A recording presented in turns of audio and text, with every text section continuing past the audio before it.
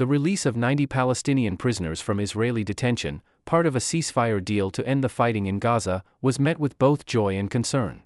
While Palestinians celebrated the return of their loved ones, the conditions the prisoners endured during their confinement cast a long shadow over the celebrations. Many former detainees appeared exhausted, malnourished, and physically altered from their time in Israeli prisons, some of whom were unrecognizable from the people they were before being incarcerated. Among those released was Khalida Jarrar, a prominent figure in the Popular Front for the Liberation of Palestine, PFLP, who left prison with her hair turned white after spending over a month in solitary confinement.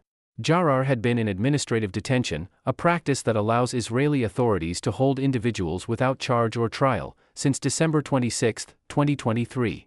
She had spent much of her confinement in a small solitary cell, enduring severe isolation and deprivation. Palestinian politician Hanan Ashrawi expressed the severity of the situation, stating that all of the prisoners released had faced severe abuse, including verbal and physical violence, as well as isolation. Israeli prisons are notorious for their abuse and torture of Palestinian prisoners, she wrote.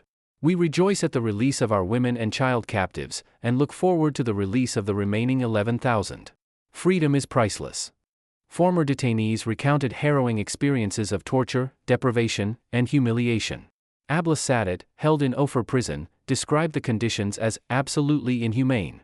She explained that prisoners were often subjected to physical and psychological abuse, including being shackled and blindfolded, deprived of food and medical care, and subjected to isolation in tiny, claustrophobic cells. According to Sadat, the treatment they received aimed to break their spirits and assert Israeli authority over them. The days leading up to their release were particularly difficult, as many of the detainees were kept in complete isolation and unaware of their impending freedom. Yasmin Abu Surer, another released detainee, revealed that the prisoners were cut off from the outside world in the days leading up to the ceasefire, unsure of when their release would come. Many former detainees recounted abuse even in the final hours of their confinement. Amal Shujaya, a female prisoner, described being subjected to near-daily strip searches, violence, and humiliation, with little food and no medical attention.